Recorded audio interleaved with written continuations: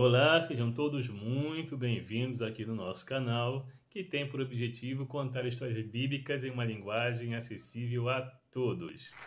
E estamos com mais um episódio da nossa série Perfil, que através das informações contidas na Bíblia, nós traçamos um perfil, do personagem e contamos ao mesmo tempo também um pouco da sua história. E o personagem de agora é simplesmente Pedro, sim, Simão Pedro. Nós sabemos que o nome de Pedro não era Pedro, né? Era Simão. Só que Simão era um nome muito comum naquela época. Haviam muitos Simãos, né? Por exemplo, o irmão de Jesus era Simão. Havia um outro discípulo chamado Simão, o Zelote. O pai de Judas Iscariotes era Simão Iscariotes.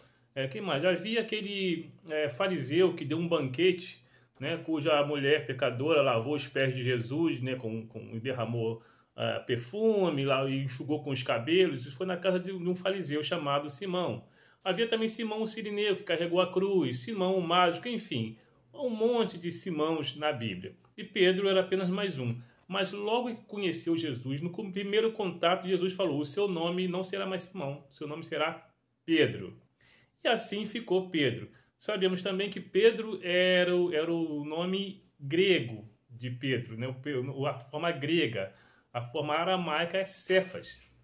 Então Jesus deu o nome de Pedro de Cefas, né? Mas como a Bíblia foi escrita boa parte em grego, ele é mais conhecido pelo nome Pedro, que era a forma grega de dizer, né? Que significa, como todos sabem também, pedra, rocha. Bom, Simão, então, André e Simão eram pescadores, irmãos, né? Ele nasceu na cidade de Betsaída, que é uma cidade mais ou menos portuária, onde iam vários pescadores e tal. Então, Simão, Pedro e André, seu irmão, assim como seu pai, eram pescadores, homens rudes, homens trabalhadores braçal, assim também como Zebedeu e seus dois filhos, né? Tiago e João. Então acredito que a amizade entre Pedro, e Tiago e André e João eram bem antigas e talvez eles se conhecessem desde criança, porque moravam na mesma cidade e faziam também a mesma atividade. André, seu irmão, que era discípulo de João Batista, foi quem levou Pedro para conhecer Jesus, né? Porque ele foi encaminhado por João Batista e falou: olha, aquele ali eu não sou digno de desatar a sandália dos seus pés. Então André foi conhecer a Jesus e logo depois levou a Pedro, que foi o primeiro contato que teve, foi justamente teve seu nome mudado, né? Mais tarde, depois de muito tempo, Pedro sai de Betsaída e muda para sua família, para a cidade de Cafarnaum, que é onde Jesus mais atuava. Cafarnaum também era próximo do mar ali, mas já era um pouquinho mais distante de Betsaída. E era uma cidade também maior, mais movimentada, e Jesus, boa parte do seu ministério, pelo menos o início do seu ministério, foi exatamente, passou-se muitos episódios ali naquela cidade. Pois bem, e Pedro, como sempre, como já disse, era um homem muito rude, né? Era um pescador, era um homem sem muita cultura, sem muito estudo, ou talvez sem nenhum, enfim. Ele é um homem rude e raiz mesmo, sabe? Aquele cara bronco, era exatamente Pedro. E não só isso, além de bronco, ele era impulsivo, ele era o cara que falava o que dava na telha, que muitas vezes, sabe aquele tipo de pessoas que falam que todo mundo está pensando, mas não tem coragem? Exatamente, Pedro era desse naipe aí. E ele sempre que encabeçava a lista, né? Qualquer coisa que estava envolvido Pedro e mais alguém ou mais alguns, sempre Pedro, o nome de Pedro era o primeiro a ser citado. Pedro, André, Tiago e João. Pedro, Tiago e João. Pedro, fulano e cicrano. Pedro e João. Pedro e Paulo. Enfim, sempre Pedro encabeçava a lista, por ele ser o homem mais impulsivo, o mais falador, o mais falastrão, enfim, né? Sempre Pedro, só dava Pedro. E foi ele também, como ele era, né? Foi o primeiro a reconhecer a autoridade de Jesus. Ele foi o primeiro, né? Ou se não foi o primeiro, foi o que expressou primeiro, né, em público essa autoridade, né? Mas também, né, mais tarde, como nós sabemos, foi o que mais negou Jesus em público, embora ele tenha sido avisado que isso iria acontecer e falou: olha, Pedro, Jesus falou para Pedro: você vai me negar 3 vezes. E Pedro, não, imagina, mestre, não, eu? Não, impossível, eu jamais faria uma coisa dessa, não, mas Pedro, você vai muito até antes que o galo cante 2, você vai me negar 3. Bom, e dito e feito, né? Quando Jesus foi levado para ser crucificado, Pedro também foi, né? Foi acompanhando lá o cortejo em que Jesus, né? Primeiro ele teve o ímpeto de tirar a orelha de um soldado, né? Não sei por que ele estava fazendo. Talvez ele fosse o único, talvez um dos poucos que andava armado ali entre os discípulos. E quando Jesus foi pego no Getsemane, né? Ele sacou da sua espada e arrancou a orelha de um soldado que, segundo a tradição, o seu nome era Malco. Pois bem, um primo desse soldado reconheceu a Pedro enquanto ele estava ali no pátio, né, e tal. Ele reconheceu, por acaso, não era você que estava lá em cima, no Getsemane, lá junto com esse Jesus chamado Cristo? E Pedro negou a primeira vez, né? E depois João conhecia, parece que alguém lá, e abriram as portas para que ele pudessem passar, para que pudessem ver aí o julgamento de Jesus de perto. Porém, Pedro mais uma vez foi reconhecido. E pior, quando ele tentou negar, ele foi conhecido pela forma de falar, pelas palavras que usou, né?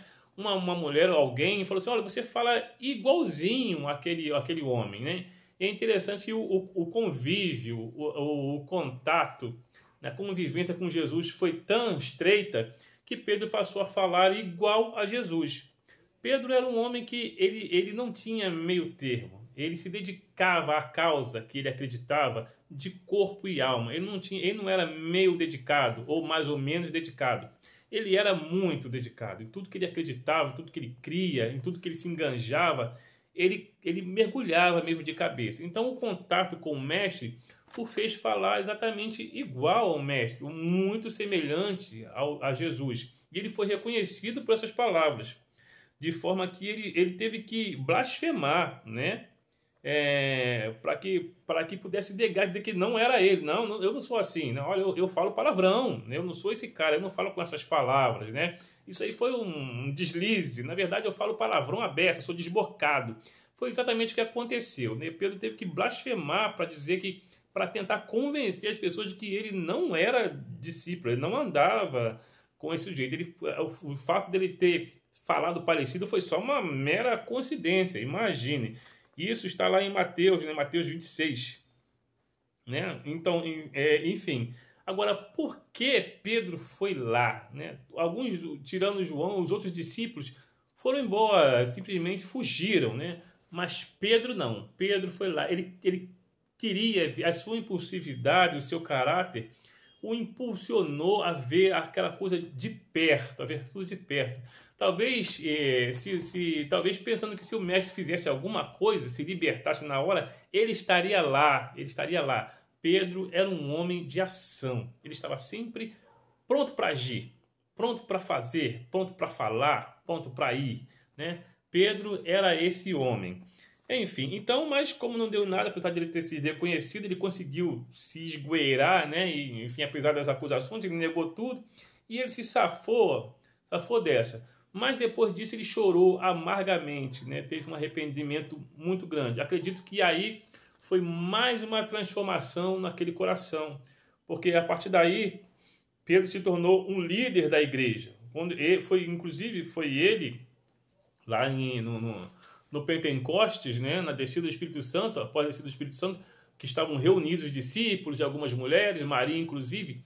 Foi ele que sugeriu que alguém substituísse Judas, né?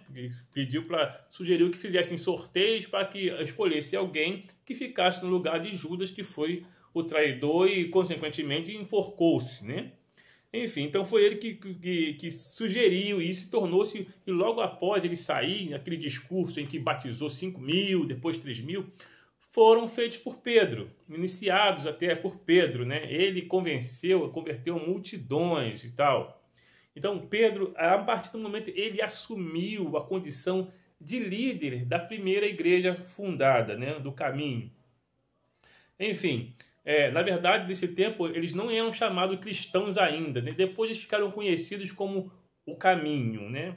quando Paulo pega as cartas para prender algumas pessoas, né, enquanto ele ia lá para Damasco, né, ele fala que ele pega nas cartas para prender essas pessoas do caminho. Então, o movimento em que Pedro e os discípulos iniciou era inicialmente chamado de caminho. Só depois, no tempo de Paulo, é que eles são reconhecidos, chamados de cristãos. Então, eles não tinham tempo ainda. Então, a primeira igreja era só igreja, não tinha uma denominação, né?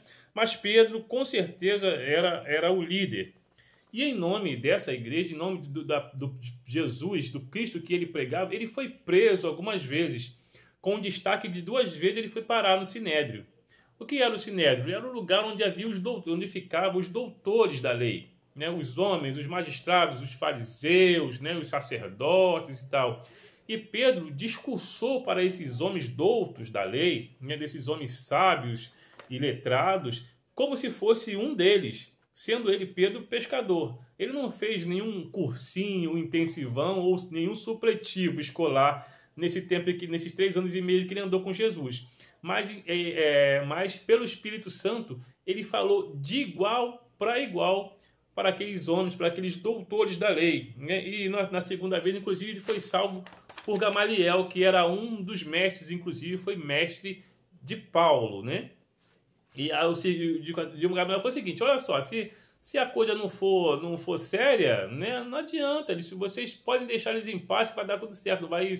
Isso vai dispersar, esse movimento vai acabar. Agora, se for sério a ponto de mover multidões, também não poderemos fazer nada, porque vai ser uma obra divina. Então, Gamaliel, com esse discurso, meio que livrou, pelo menos dessa vez, os apóstolos. Mas eles foram presos outras vezes, inclusive foi liberto da prisão por anjos.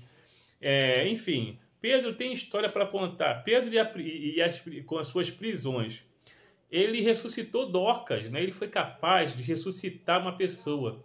Assim, em determinado capítulo de Atos, fala que a sombra de Pedro, só a sua sombra já promovia a cura.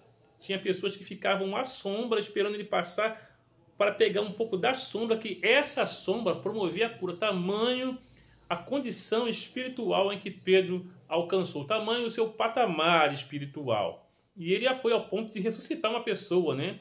Dorcas era uma mulher que trabalhava e fazia muita caridade. E quando ela morreu, chamaram Pedro, né? E ele entrou no quarto e simplesmente a trouxe de volta à vida através da sua oração, né? Que interessante.